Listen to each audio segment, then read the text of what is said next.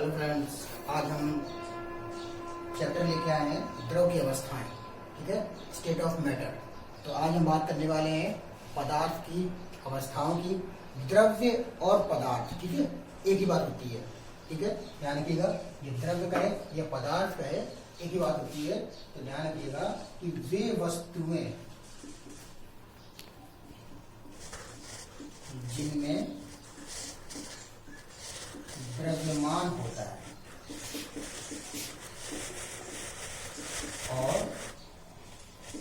वे स्थान घेरती हैं। ठीक है, ध्यान रखिएगा, वे वस्तुएं जिनमें द्रव्यमान होता है और वे स्थान घेरती हैं, पदार्थ या द्रव्य। ठीक है, द्रव्य या पदार्थ कहलाते हैं। ठीक, इनकी अवस्थाएं कितनी होती हैं? 3 अवस्थाएं होती हैं। ठीक है, तो 3 स्टेज होती हैं। 3 स्टेट ऑफ मैटर। ध्यान रखिएगा, कौन कौन सा होता है? सॉलिड, लिक्विड और गैस। ठीक है, ये 3 होती हैं, ठोस, द्रव और गैस। ठीक, इतना बात समझ में आ रहा है आपको कि द्रव्य क्या है? ठीक है, द्रव्य और द्रव दोनों में डिफरेंस है। इसको द्रव लिक्विड होता है, द्रव्य मैटर या पदार्थ। ठीक, तो मतलब जिनमें द्रव्यमान होता है और स्थान घेरते हैं तो क्या कहलाते हैं? पदार्थ कहलाते हैं। ठीक है, तो पदार्थ कितनी अवस्था होती है? 3, सॉलिड, लिक्विड, गैस। तो चलिए बात करते हैं तीनों अवस्थाओं की अलग अलग। देखिए, ठोस अवस्था। तो ठोस अवस्था क्या होती है?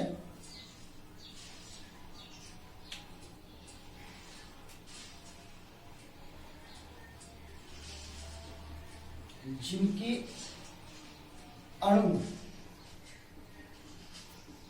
एक दूसरे के बहुत निकट होते हैं। ठीक है, इनके अणु कैसे होते हैं? एक दूसरे के बहुत निकट होते हैं। अच्छा, बहुत निकट क्यों होते हैं? क्योंकि इनके बीच क्या होता है? इनके बीच अंतर आकर्षण बल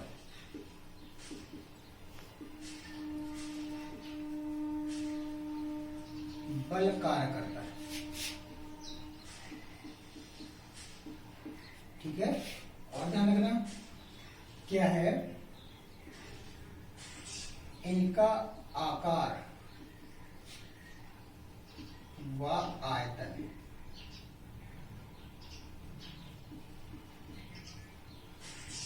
निश्चित होता है। ठीक है ना, ये पॉइंट समझ आ रहे हैं?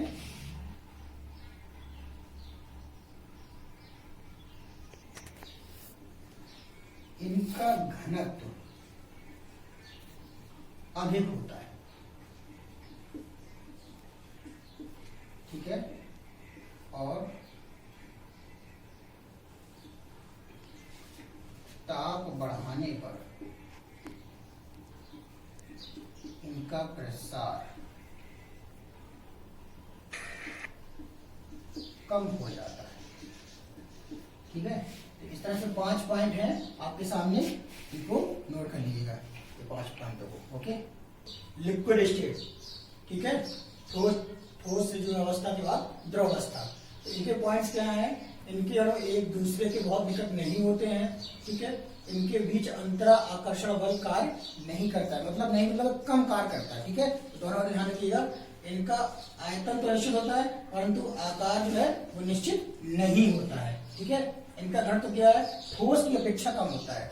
घनत्व जो है ठोस की अपेक्षा कम होता है और ताप बढ़ने पर इनका प्रसार अधिक हो जाता है। तो मतलब कहने का कि पॉइंट जो है वो ठोस अवस्था से थोड़े से डिफरेंस है, अलग हैं। तो आप पॉइंट हंसते 4-4, 5 पॉइंट बहुत है, सफिशियंट है। ठीक है, और भी होंगे तो बताए जाएंगे। ठीक, तो ध्यान रखिए, इसको नोट के लिए। चलिए देखिए, गैस अवस्था। ठीक है, अभी ठोस अवस्था, फिर द्रव अवस्था, गैस अवस्था। तो इसके पॉइंट है, ध्यान रखिएगा।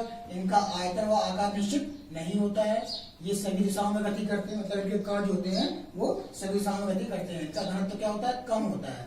ताप बढ़ाने पर इनका प्रेशर अधिक होता है, इनमें अंतरा अणु के स्थान अधिक होता है। ठीक है, तो कुल मिला के आप ये पॉइंट से कि उनके पॉइंट थे इनके पॉइंट है, अगर एक एक करके पॉइंट सब लिख लेंगे तो इनका डिफरेंस भी आप लिख सकते हैं। ठीक है, बहुत छोटी चीज थी तो इसको मैं बताना आपसे समझा बता दिया है। इसके बाद चलो और बात करते हैं नेक्स्ट की।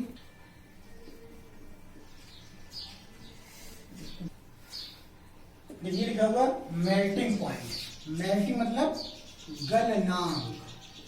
ठीक है, गलनांक क्या है? गलनांक का नाम सुनते ही कुछ थोड़ा दिमाग में आएगा कि गलना, किसी चीज का गलना। ठीक है, अगर कोई चीज गल रही होगी यानी कि गलेगी कब? जब वो सॉलिड स्टेट होगी, यानी कि ठोस अवस्था से द्रव अवस्था में परिवर्तित होने की क्रिया क्या कहलाती है? गलनांक कहलाती है। तो बात समझ रहे हैं ना?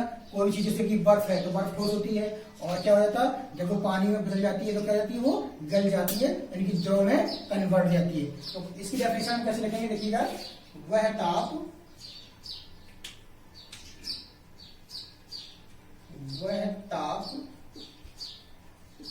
जिस पर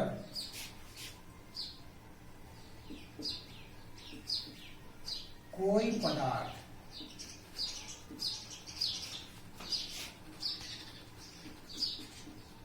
ठोस अवस्था से द्रव अवस्था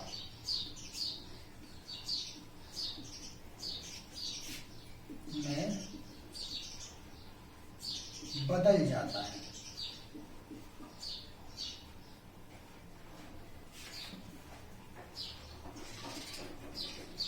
तो उसे गलनांक कहते हैं। क्या कहते हैं? गलनांक। बात समझ आ रही है ना? यानी कि ठोस अवस्था से द्रव अवस्था में बदलना क्या कहलाता है? गलनांक। ठीक है, जैसे आप ध्यान रखिए, ध्यान रखिएगा, बर्फ का पानी बदलना। ठीक है, बर्फ का पानी में, तो बर्फ क्या है? ठोस। ठीक है, और पानी क्या है? द्रव। ठीक है, लिक्विड।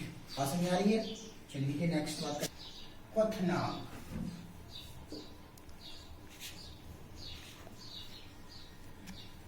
Boiling point.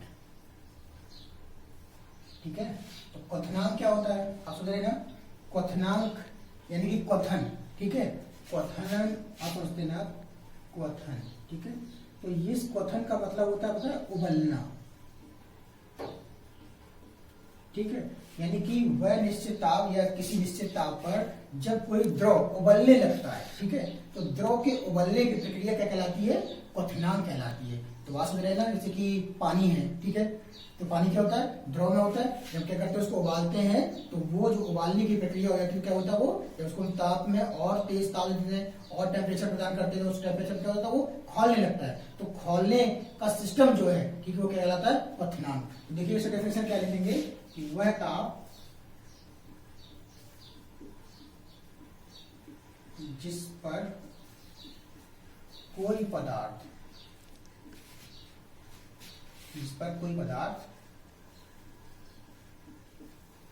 उबलने व खौलने लगता है,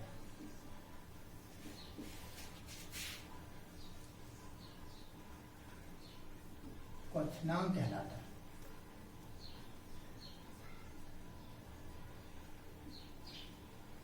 तो बात क्लियर समझ आ रही ना?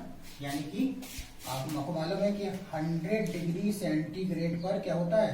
बॉइलिंग पॉइंट कितना होता है?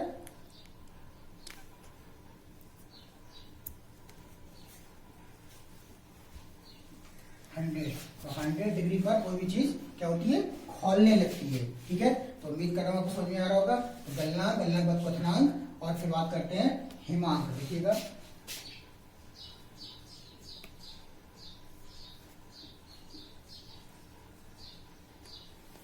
Freezing point. ठीक है, अब फ्रीजिंग पॉइंट में क्या है? फ्रीजिंग पॉइंट क्या है? हिमांक। हिमांक मतलब होता है जमना। बात समझ रहे हैं ना? कोई चीज का जमना। ठीक है, मतलब द्रव अवस्था का किसमें? ठोस अवस्था में परिवर्तित हो जाना। ठीक है, द्रव अवस्था का ठोस अवस्था में परिवर्तित हो जाना क्या कहलाता है? हिमांक। यानी कि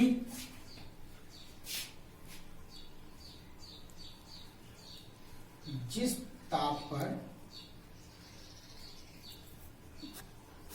कोई पदार्थ द्रव अवस्था से ठोस अवस्था में बदल जाती है, ठोस अवस्था में बदल जाती है, हिमांक कहलाता है। ठीक है, ये हम कह सकते हैं कि वह उस प्रक्रिया को क्या कहते हैं, हिमांक कहते हैं। ऐसे लिख सकते हैं आप कि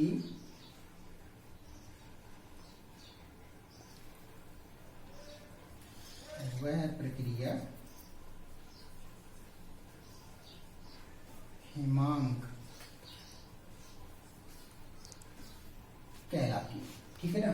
जैसे आपने देखा होगा कि पानी का किसमें बदल जाना, बर्फ में। ठीक है, तो पानी क्या है, द्रव अवस्था है, और बर्फ क्या है, ठोस अवस्था। ठीक है ना। तो बात समझ रहे हैं ना, जब पानी जो है किसमें बदल जाता है, ठोस में, तो क्या हो जाता है, वो हिमांक कहलाता है। तो उम्मीद कर रहा हूँ कि ये छोटे छोटे पॉइंट हैं जो आपको समझ में आ रहे होंगे। ठीक है, इससे रिलेटेड जो है द्रव की अवस्थाएं थी, अवस्थाओं से जुड़े हुए ये पार्ट्स थे, तो समझ में आ रहे हैं। अब हम बात करने आ रहे हैं गैसीय नियमों की। ठीक है, तो गैसीय नियमों में कौन कौन से नियम होंगे, चलिए बात करते हैं। गैसीय नियम पे, तो गैसीय नियम में सबसे पहले हम बात करने वाले हैं वायल का नियम। किसका, वायल का नियम। ठीक है, तो वायल के नियम में क्या था कि साइंटिस्ट वायल ही थे। ठीक है, अपने नाम के अकॉर्डिंग दिया हुआ है, और इन्होंने अपने नाम के अकॉर्डिंग नियम दिया, इसलिए वाइल्स नियम बोलते हैं। और वायल के लिए इन्होंने जो गैसों के आयतन और दाब में संबंध के लिए ये नियम दिया था उन्होंने। तो कैसे उन्होंने क्या किया था, तो ध्यान रखिएगा कि निश्चित ताप पर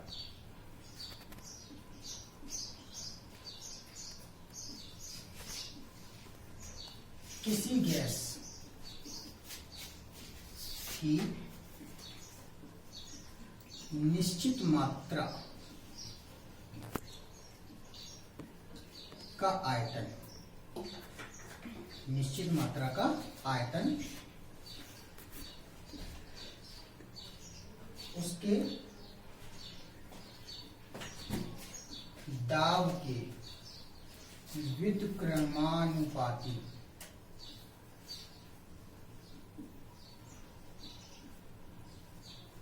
होता है। ठीक है, तो ये देखो नियम लिख दिया है, यानी कि P is directly proportional V is direct proportional 1/P। ठीक है, ये यहाँ पे यानी कुल मिला क्या लिखा कि यदि गैस का आयतन V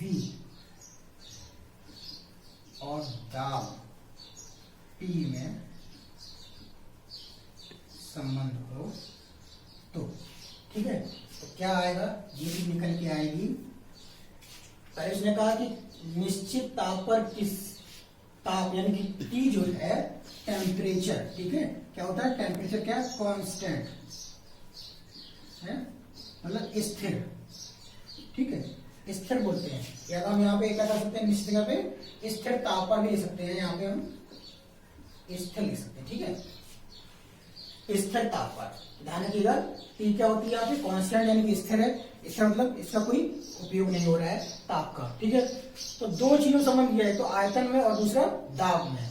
तो इतनी बात ध्यान रखनी है कि किसके लिए, निश्चित मात्रा का आयतन है और क्या है, दाब। ठीक है, लेकिन दाब कैसा है, व्युत्क्रमानुपाती। 1/P है तो व्युत्क्रमानुपाती, अगर 1/P नहीं होता तो क्या हो जाता है, ये अनुक्रमानुपाती या समानुपाती बोलते हैं। ध्यान रखिएगा कि अगर हमें अंतर समझ में आना हो कि व्युत्क्रमानुपाती और समानुपाती में क्या अंतर है, तो अगर 1/P लिखा हुआ है तो व्युत्क्रमानुपाती हो जाएगा, और 1/P नहीं लिखा हुआ है, सीधे सीधे लिखा हुआ तो समानुपाती या अनुक्रमानुपाती जाएगा। तो इस बात समझ रहे ना, तो V क्या है, आयतन, और P क्या है, दाब। तो क्लियर समझ रहे ना, लिखा है मैंने, आयतन क्या है V और दाब क्या है P। तो इनमें एक संबंध निकल के आया। ठीक, V is directly proportional 1/P। अब इसको हम ऐसे लिख सकते हैं PV बराबर K। K क्या है यहाँ पे? स्थिरांक या नियतांक कुछ बोल सकते हैं, ठीक है, स्थिरांक। K क्या है यहाँ पे? स्थिरांक। जब ये यहां चला जाएगा प्रोपोर्शनली लेगा तो क्या वो, अगर डायरेक्टली प्रोपोर्शनली को हटाएंगे तो क्या लगाएंगे? हम स्थिरांक लगाएंगे। बात समझ रहे ना?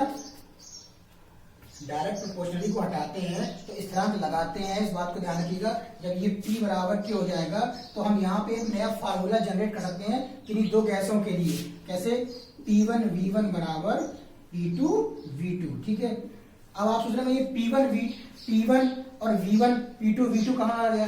मतलब कहने का जब दो गैसों की हम बात करेंगे इसी के लिए, ठीक है। तो एक गैस का अगर हमें दाब और आयतन पता होगा तो किसी दूसरे का हम आयतन या दाब निकाल सकते हैं, ठीक है। इस प्रकार से पूछा गया तो इसी फॉर्मूले से ये फॉर्मूला जनरेट हुआ है। इसी को क्या बोलते हैं? वायल का नियम, और वायल का फॉर्मूला इसी को बोलते हैं दाब और आयतन में संबंध। दोनों चीजें क्लियर हो रही है यहाँ पे सामने।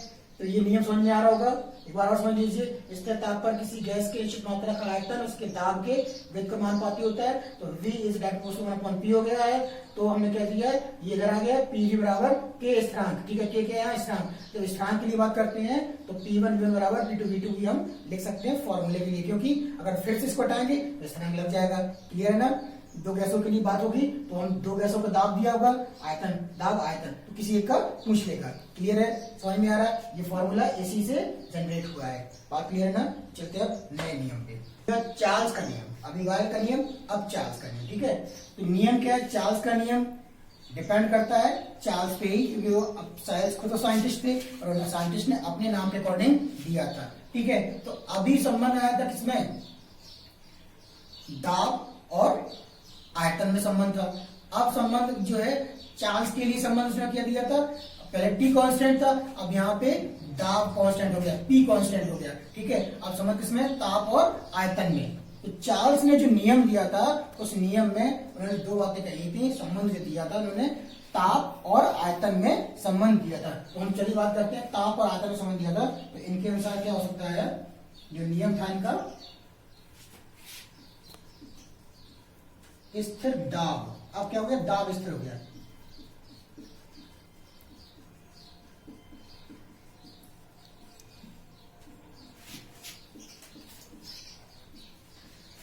निश्चित मात्रा का आयतन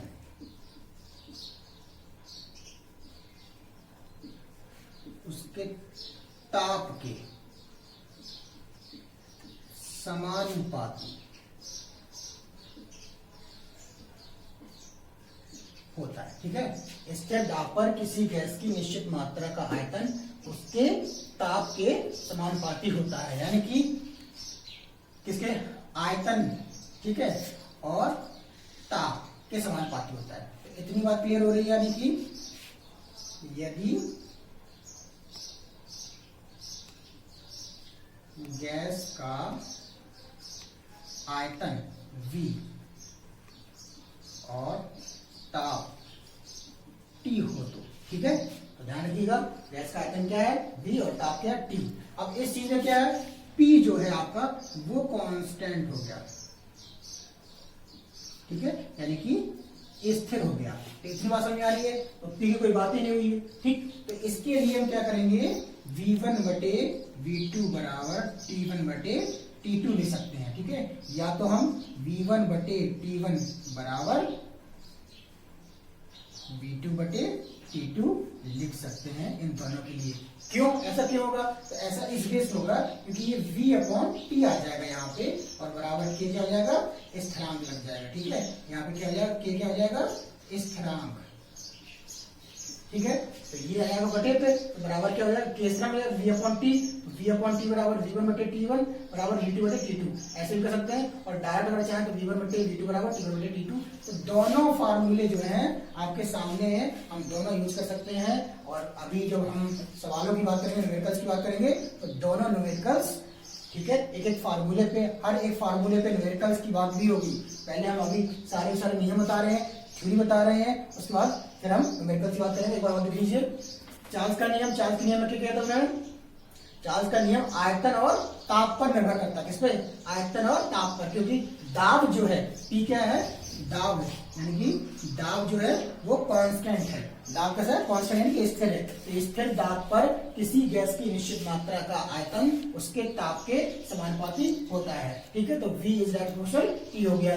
तो इसी बेस पे हमने V अपॉन T बराबर K माना, तो V1 बटे T1 बराबर V2 बटे T2 हो सकता है। V1 अपॉन V2 बराबर T1 बटे T2 भी हो सकता है। तो इन दोनों तरीके से फॉर्मूला लगा सकते हैं, हम सवाल सॉल्व कर सकते हैं। चलिए बात करते हैं दूसरे नियम पे।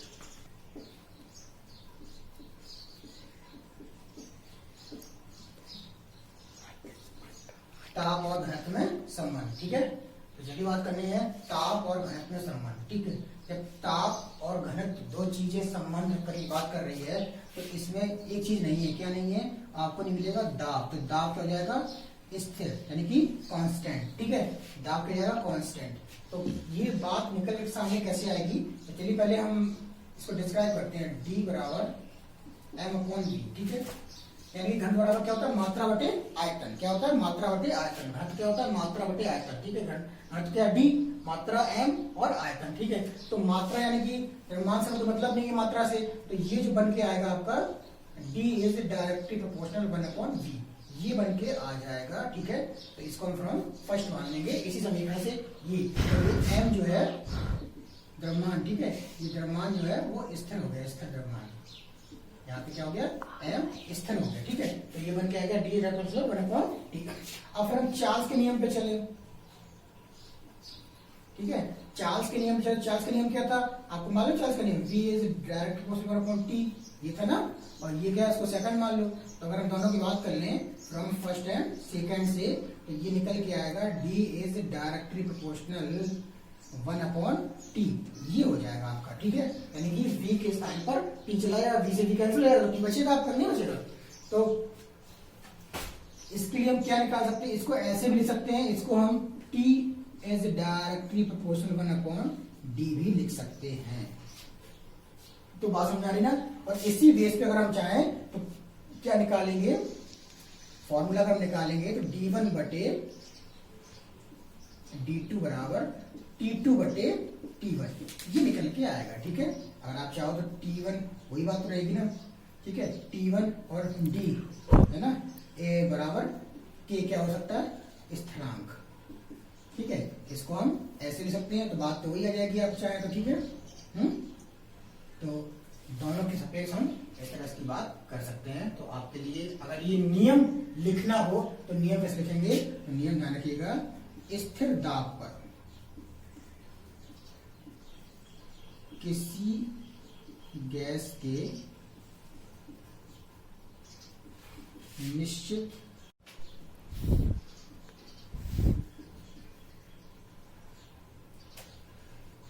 स्थिर दाब पर किसी गैस का निश्चित ताप उसके घनत्व के व्युत्क्रमानुपाती होता है। ठीक है, तो बात समझ आ रही ना। स्थिर दाब पर किसी गैस का निश्चित ताप उसके घनत्व के व्युत्क्रमानुपाती होता है, मतलब कहने का ये। ठीक है, ये आपको समझ आ रहा है ना। ये वाला फार्मूला, ये वाला फार्मूला, ये जो है इस चीज को फॉलो करते हैं, इस नियम को फॉलो करते हैं। ठीक है, तो उम्मीद कर रहा हूँ कि बात समझ में आ रही होगी। चाहे तो एक बार और देख लीजिए। देखिए कैसे ताप था और घनत्व था। ठीक है, तो घनत्व के लिए हमने D बराबर M/V माना, फार्मूला होता है मात्रा बटे आयतन। ठीक है, तो इसी से क्या था? M स्थिर हो गया, तो D is directly proportional 1/V मिला आपको। फिर क्या मिला आपको? चार्ल्स के नियम चले तो V प्रोपोर्शनली T मिल गया। इन दोनों को हमने सॉल्व किया तो सामने क्या आया? D is directly proportional 1/T और T is directly proportional 1/D, मतलब कहने का या तो हम ले सकते हैं या तो ले सकते हैं, दोनों से ले सकते हैं। तो इसी बेस पे ये फॉर्मूला बनेगा D1/D2 बराबर T1/T2। Is that clear?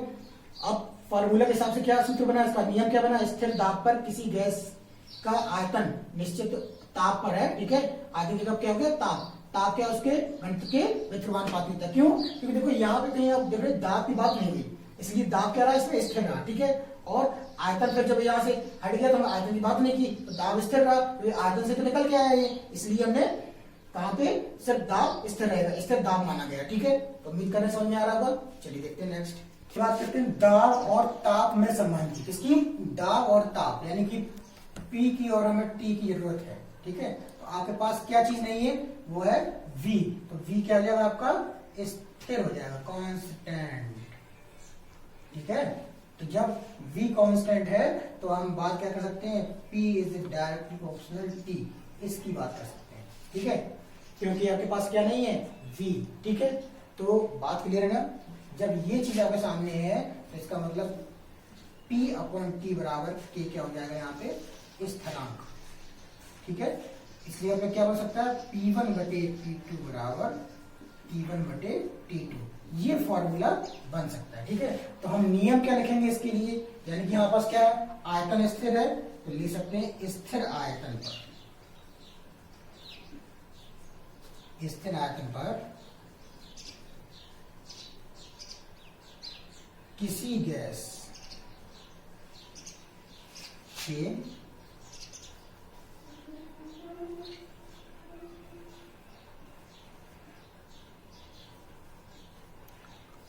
निश्चित दाब, किसी गैस का निश्चित दाब उसके ताप के समानुपाती होता है। ठीक है, स्थिर आयतन पर किसी गैस का निश्चित दाब उसके ताप के समानुपाती होता है। तो मतलब कहने का, दाब जो है किसके, ताप के समानुपाती है, तो उसी आधार पर नियम आया है। बात क्लियर हो रही है? तो इन दोनों का संबंध समझ में आ रहा है आपको? क्लियर है? एक बार देख लीजिए, ताप, दाब और ताप की बात करिए, यानी पी और टी की बात करिए, तो आयतन जो है वो क्या है, दाब और ताप। ठीक है, इन दोनों की बात हुई है तो क्या है, आयतन कांस्टेंट है। ठीक है, जब आयतन कांस्टेंट यानी कि P is directly proportional T, तो यानी कि P/T बराबर K स्थिरांक हो जाएगा। सूत्र क्या मिलेगा, P1/T2 बराबर T1/T2। ठीक है, तो यानी कि स्थिर आयतन पर, आयतन कांस्टेंट का स्थिर हो गया, स्थिर आयतन पर किसी गैस का निश्चित दाब उसके ताप के समानुपाती होता है। ठीक है, चलिए बात करते हैं नए नियम की, अवोगाद्रो नियम। ठीक है, तो ये नियम कैसा नियम है, इसपे क्या है, ध्यान रखिएगा, जो आपका दाब है, ठीक है, और ताप है, ये दोनों क्या है, समान है, समान। ठीक है, और क्या है, आयतन इज डायरेक्टली प्रोपोर्शनल n। ठीक है, V क्या है, आयतन, और ये क्या है, n क्या है, मोलों की संख्या। ठीक है, ये आणविक संख्या, ये मोलक संख्या, ऐसा कर सकते हैं। तो बात क्या बनेगी, ध्यान रखना, समान ताप और दाब पर, समान ताप और दाब पर किसी गैस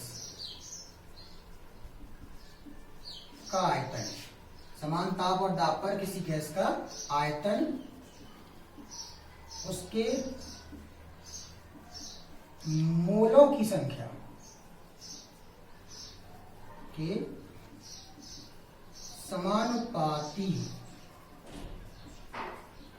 होता है। ठीक है, तो स्थिर क्या है, दो चीजें, समान ताप और दाब पर किसी गैस का आयतन, गैस का आयतन उसके मोलों की संख्या, मोलों की संख्या के समानुपाती होता है। तो इतनी बात क्लियर हो रही है, आपको समझ में आ रहा है? ठीक है, यहाँ पे भी अगर आप चाहें तो इसकी बेस का क्या सकता है, V/N बराबर के क्या आ जाएगा यहाँ पे, स्थिरांक। ठीक है, तो क्या बनेगा, V1/V2 बराबर N1/N2। ठीक है, तो इस तरह से ये फॉर्मूला भी एक बन सकता है। ठीक है, तो दोनों पे रिलेशन समझ में आ रहा है आपको, अवोगाद्रो नंबर समझ में आ रहा है। ठीक है, आयतन और मोलों की संख्या। ठीक है, एन क्या है, मोलों की संख्या, यहाँ पे लिख दीजिए, है ना।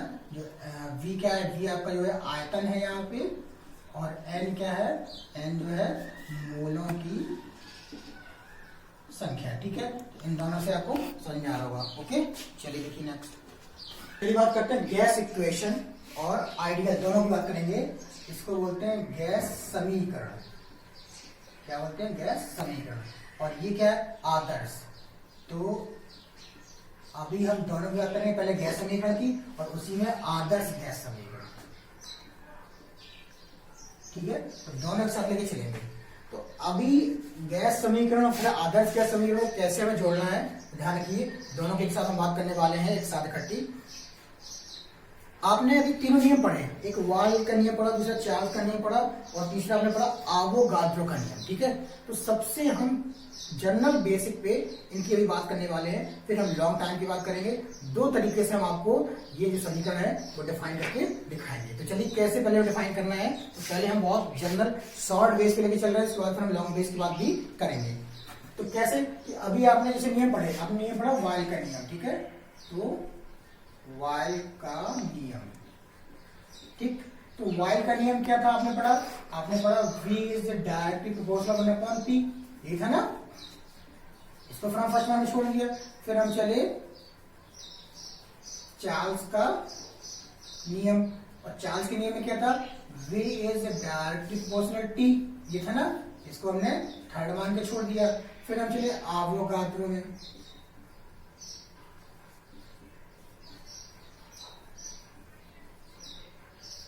V is the direct proportional n, ठीक है ना।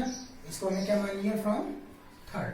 तो सब में एक चीज कॉमन है, वो क्या है V, क्लियर है, आप देख रहे हैं। तो सब में एक चीज कॉमन है, V क्या है कॉमन है, तो हम चल सकते हैं from first and second third से, ठीक है। तो ये क्या आएगा, ये आएगा आपका V is directly proportional Tn 1/p, इस तरह से आएगा, ठीक है।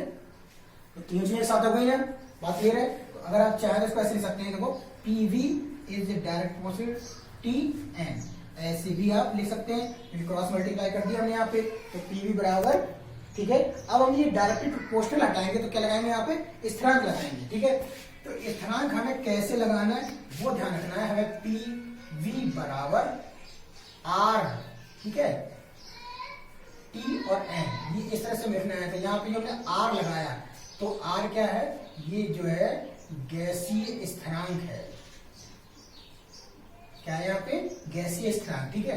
आप चाहो तो PV बराबर nRT ऐसे भी लिख सकते हैं, वही चीज लिखी हुई है, ठीक है। अब T क्या है, T बराबर दाब है गैस का, ठीक है, और V क्या है आयतन है गैस का, N क्या है मोलों की संख्या, ठीक है। R क्या है स्थिरांक और T क्या है ताप। ये सारी बातें किस पे हो रही है, गैस पे, ठीक है। ये सारी चीजें कौन सी है, गैसीय है, इस बात को आप कंफर्म रखिएगा। एक चीज और ध्यान रखिएगा, अगर आपको मालूम है कि m बराबर small w upon small m, small n क्या है मोलों की संख्या, और ये क्या होता है स्मॉल w क्या है, और m क्या है w यानी कि ये है भार, ठीक है। भार को मात्रा भी बोलते हैं, ठीक है। और m क्या है अणुभार, क्या है m अणुभार, क्लियर है ना। तो दोनों बात समझ में आ रही है। तो अब हम क्या सकते हैं, n का जो वैल्यू है वो हम यहाँ पे रख दें, यहाँ पे PV बराबर W बटे mRT, ठीक है। तो ध्यान रखिएगा, इसी को बोलते हैं आदर्श गैस समीकरण,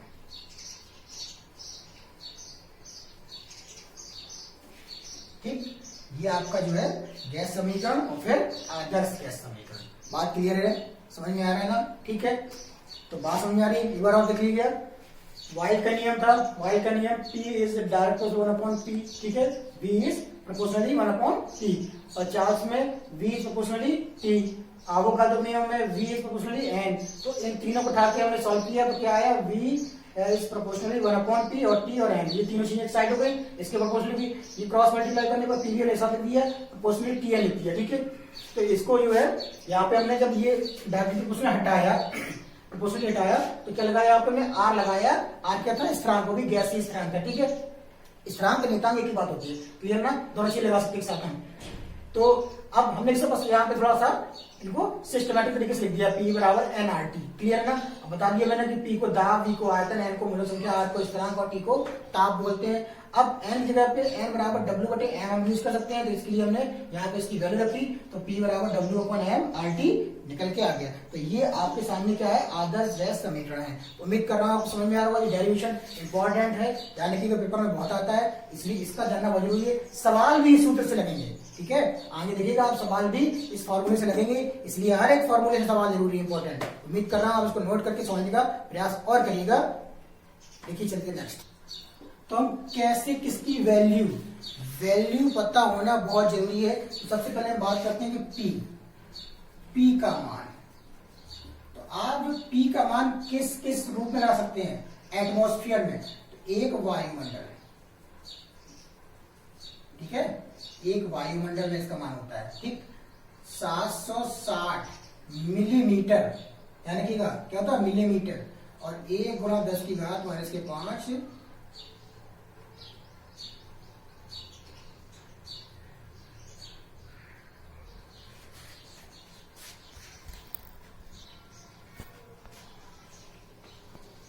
P का मान एक वायुमंडल लगा सकते हैं हम, 760 मिलीमीटर में यूज कर सकते हैं, 1 गुणा 10 की घात माइनस के 5 मीटर प्रति मीटर स्क्वायर में, या 76, ठीक है, सेंटीमीटर में। तो इन तरीके से ये जो 4 वैल्यू दी हुई है ये, ठीक है, इन 4 वैल्यू में हम क्या हो सकता है, इस P का मान यूज कर सकते हैं। ध्यान रखिएगा, ठीक है। आयतन V का मान क्या होगा, ध्यान रखिएगा कि आयतन जो है वो कितना होता है, 1000 मिलीलीटर और 1 लीटर, ठीक है, और 22.4 लीटर। इन तरीके से हम यूज कर सकते हैं इसका आयतन, या तो 1000 में यूज करेंगे, या 1 लीटर में, या 22.4 लीटर में। कैसे करेंगे ये फॉर्म भी हम देखेंगे, किसके हिसाब से मानक बनता है, ठीक है। अब टेम्परेचर क्या है, T का मान आपको ध्यान रखना है कि अगर 0 डिग्री सेंटीग्रेड दिया हुआ है, ठीक है, कितने पे, 0 डिग्री सेंटीग्रेड पे, तो क्या करना है आपको, 273, यानी T का मान 273 केल्विन रखना है, ये कन्फर्म है, ठीक है। बात समझ आ रही है। इन सबके बीच में एक चीज इंपॉर्टेंट है, वो क्या है, R की वैल्यू 0.0821 रखनी है, और लीटर इंटू एटमोस्फियर प्रति केल्विन प्रति मोल। दोनों चीजें इंपॉर्टेंट है, R का मान इंपॉर्टेंट है, R का मात्रक भी इंपॉर्टेंट, ठीक है, दोनों का 0.0821 लीटर इंटू एटमोस्फियर प्रति केल्विन प्रति मोल। तो लीटर शॉर्ट में लिखा मैंने, इंटू एटमोस्फियर, एटीएम बना दिया एटमोस्फियर, ये प्रति, और के से केल्विन, प्रति, फिर मोल, ध्यान रखिएगा, ठीक है। ज्यादा मैं लिख दूं हिंदी में, लीटर वायुमंडल प्रति केल्विन प्रति मोल, ठीक है। उम्मीद कर रहा हूं आपको समझ में आ रहा होगा। और N की वैल्यू जो है, 1 मोल, जर्नल बेसिस पे हम 1 मोल यूज करते हैं, अगर ना दी हो तो, ठीक है। अगर वैल्यू दी हुई है तो हमें उतनी यूज करनी है, और अदरवाइज 1 मोल, क्योंकि जब इतना मान रखेंगे ना हम यहाँ पे, जब इससे पूरी बात करेंगे हम, जब इससे मान लीजिए ये P बराबर, जब हम 1 एटमॉस्फेयर यूज करते हैं, ठीक है, टेम्परेचर 273 यूज करते हैं, आयतन 22.4 लीटर यूज करते हैं, और N का मान जब 1 यूज करते हैं, ठीक है, मोल, तो फिर ये है, ये R की वैल्यू जो है वो बन के तैयार होती है, ठीक। आंसर, ये फॉर्मूला लगाएंगे, P बराबर है, ये फॉर्मूला जो है आपको मालूम है, P बराबर nRT मालूम है ना। जब इस फॉर्मूले पे हम इनकी वैल्यू रखेंगे तो हमें R की वैल्यू जो है निकल के आ जाएगी। क्लियर है, समझ में आ रहा कि नहीं आ रहा, इतनी बात क्लियर है ना। चलिए बात करते हैं नेक्स्ट, डाल्टन का आंशिक दाब, ठीक है। तो डाल्टन के आंशिक दाब में पहले हम बात कर लेते हैं आंशिक दाब की, कि आंशिक दाब क्या होता है पहले, ठीक है।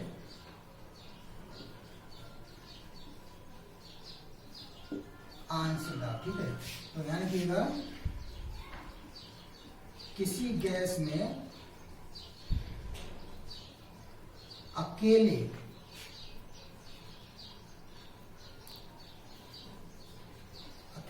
डाले जाने वाले दाब को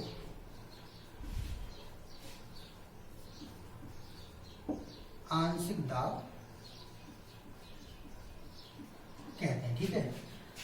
फिर हम बात करते हैं आंशिक दाब। ठीक है, डाल्टन का आंशिक दाब का नियम। तो नियम क्या है?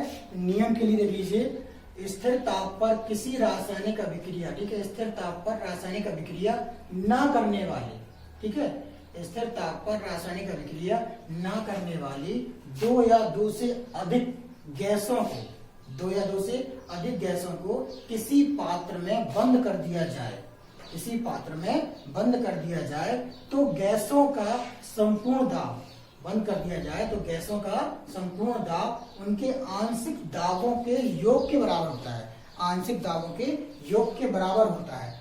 मतलब कहने का, यदि 4 गैसें A, B, C, D हैं तो उनके आंशिक दाब, तो उनके आंशिक दाब PA, PB, PC, PD हो तो ठीक है, तो क्या कर सकते हैं हम? P बराबर PA plus PB plus PC plus PD plus dot dot dot dot so on, मतलब और भी हो सकते हैं। तो ये जो है सारे दाबों का आंशिक दाब एक साथ हो जाएगा और कुल दाब एक साथ हो जाएगा। क्लियर है?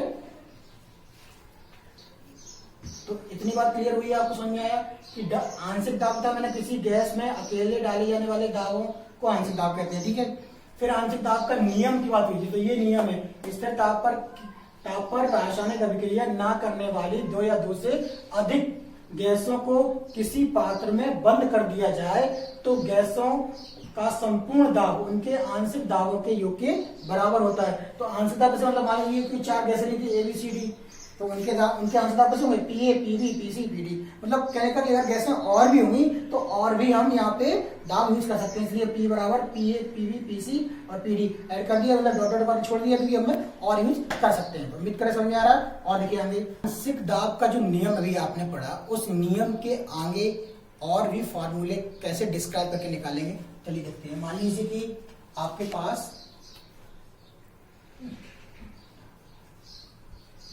किसी गैस में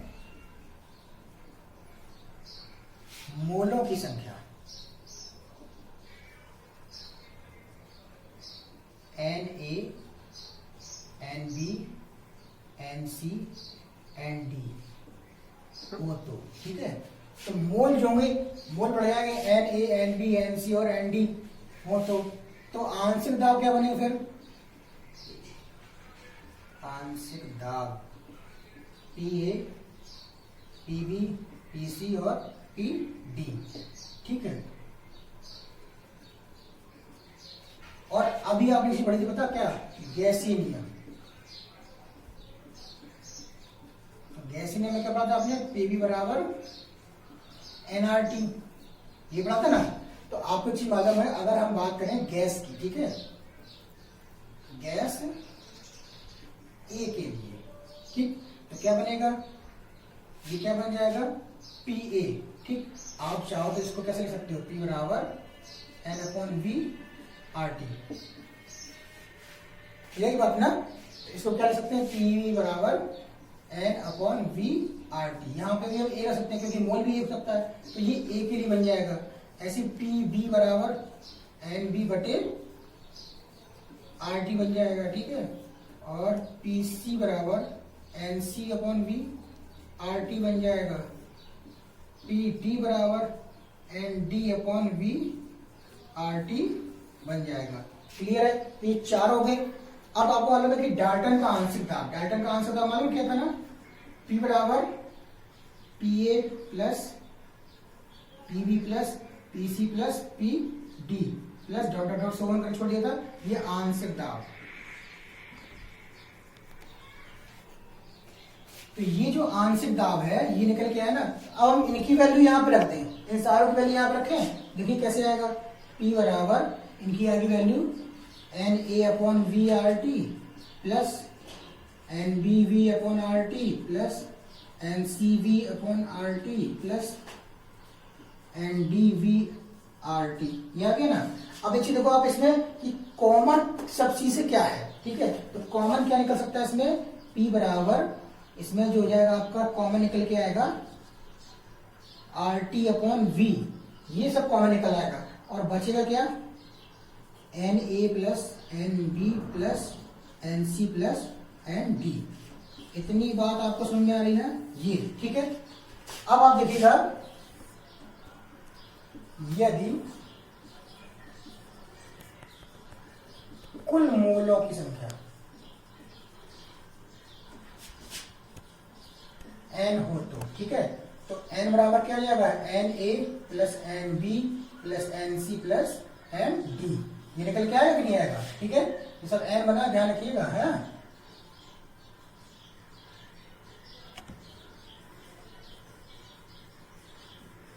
क्लियर है। अब इसकी जगह पे हम क्या रख सकते हैं, n सब तो नहीं रख सकते हैं, तो ये निकल के आ जाएगा। इसको चाहे तो आप सेकंड मान लो और इसको फ्रॉम फर्स्ट मान लो, तो लिख देना फ्रॉम फर्स्ट एंड सेकंड से। इसकी वैल्यू उठा के आ सकते हैं ना, तो P बराबर RT/V और ये n निकला है, तो बात क्या बनी, P बराबर N/V RT। ये चीज निकल के आ गई आपकी। तो बात तो फॉर्मूले वहीं से स्टार्ट हो गया और वहीं पे आ गया। कुल मिला के सारे गैसों की हमने बात की, तो बात सामने निकल के आई क्या, P बराबर NRT। अगर मान लो किसी गैस के लिए पूछता है तो हम क्या लिखेंगे, किसी गैस के लिए इसलिए गैस का आयतन हो जाएगा, ठीक है, और इससे मोलर संख्या हो जाएगी और इस तरह से हम निकाल सकते हैं। तो बात क्लियर है ना कि कैसे हमें आंशिक दाब निकालना है। तो इस तरह से फॉर्मूला यूज कर सके हम। जब अभी सवाल उठाएंगे ना तो सवाल में और अच्छे से आपको समझ में आएगा कि फॉर्मूला में कैसे यूज करना है। तो अभी तो फिलहाल आप इसको क्या करिए, नोट करिएगा और समझने का प्रयास भी करिएगा, ठीक है। चलिए देखिए नेक्स्ट नियम, ठीक है, क्या है, गहन का विसरण नियम। तो और उनके घनत्वों और अणुभारों पर, ठीक है। तो साइंटिस्ट थे ग्राम, खुद एक साइंटिस्ट थे, उन्होंने ये नियम दिया था। तो इसमें क्या रखना है कि समान ताप और दाब पर, समान ताप व दाब पर गैस की विसरण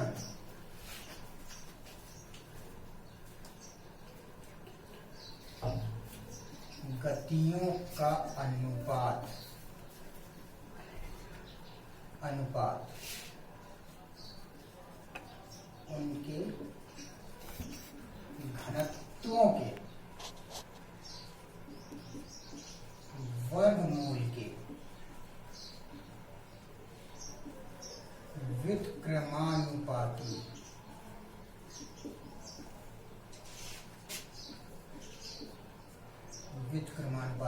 होता है। तो बात समझ रहे ना, यानी कि विसरण गति, ठीक है, गैस की विसरण गति स्मॉल r तथा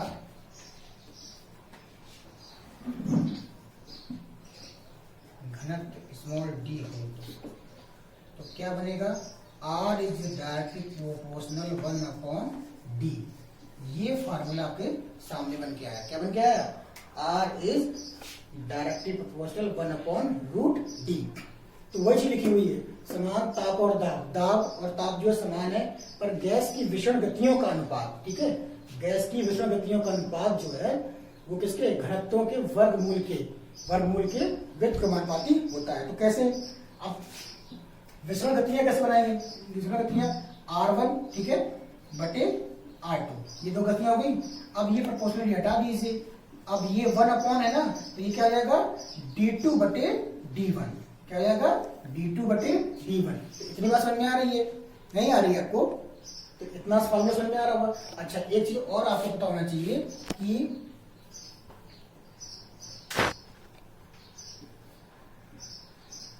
D बराबर 2n2 अणुभार।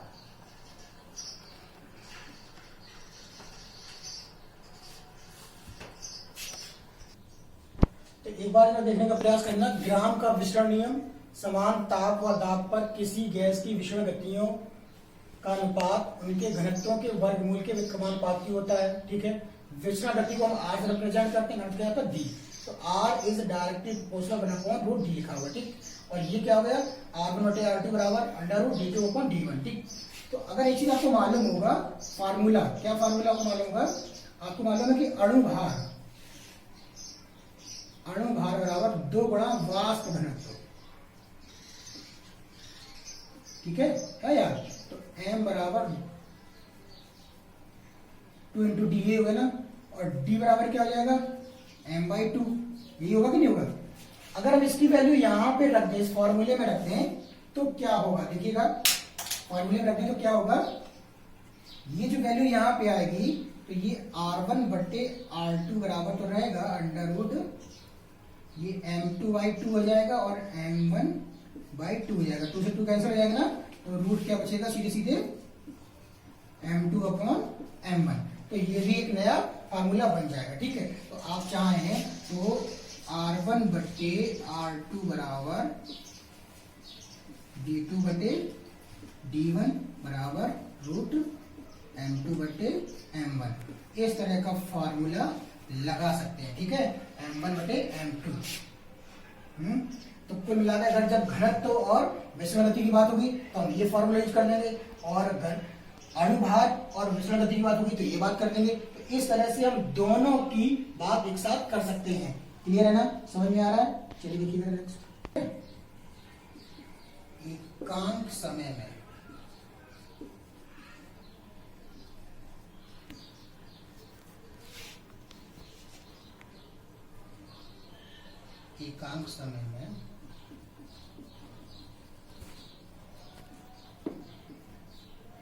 एकांक समय में गैस का आयतन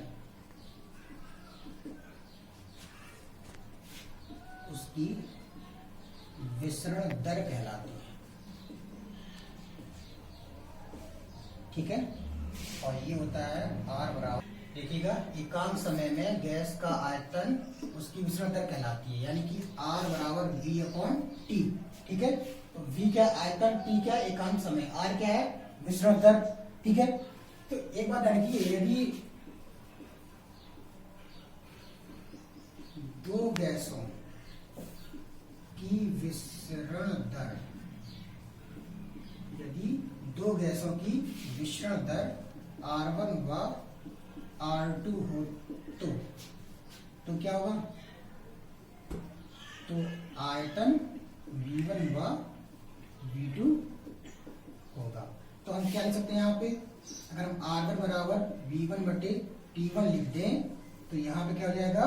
R2 बराबर V2/T2। इतनी बात क्लियर है? R1 बराबर V1/T1, R2 बराबर V2/T2। तो अगर आपको मालूम है, क्या अभी हमने पढ़ा था, है ना, ग्राम विसरण का नियम, तो नियम में क्या था आपको मालूम है? R1/R2 बराबर रूट d2/d1, ये था ना। इसकी वैल्यू अगर हम यहाँ पे रख दें क्या हो जाएगा? तो V1/T1 V2/T2 बराबर d2/d1। ठीक है? तो फॉर्मूला क्या बन के आएगा? यहां पे देख लीजिए, V1/T2 V2/T1 d1/d2, ये फार्मूला बन के आ जाएगा। ठीक है? तो यानी कि अगर हमें आयतन और समय पता होगा तो हम घनत्व की बात कर सकते हैं, घनत्व पता है तो आयतन निकाल सकते हैं। ठीक है? इनका भी समझ निकल के आएगा।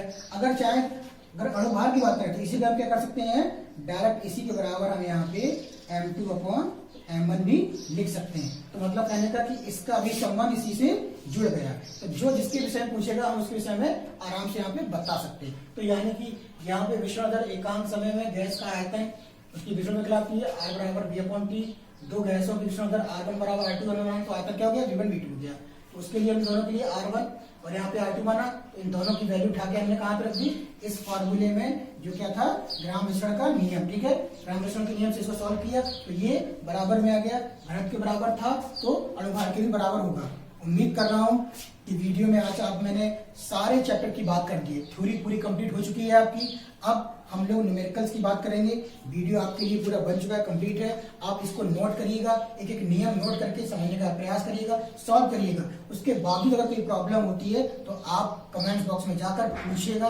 लेकिन उम्मीद करिएगा, मैं उम्मीद करता हूँ आपसे कि आप पढ़िए, मेहनत से पढ़िए और कोई भी प्रॉब्लम हो तो पूछिएगा। अगर वीडियो आपको अच्छा लगता है तो प्लीज लाइक सब्सक्राइब करना ना भूलिएगा। लाइक सब्सक्राइब जरूर करिएगा वीडियो, जिससे कि नेक्स्ट वीडियो आप तक बहुत आसानी से पहुंच सके। ओके, थैंक यू, धन्यवाद।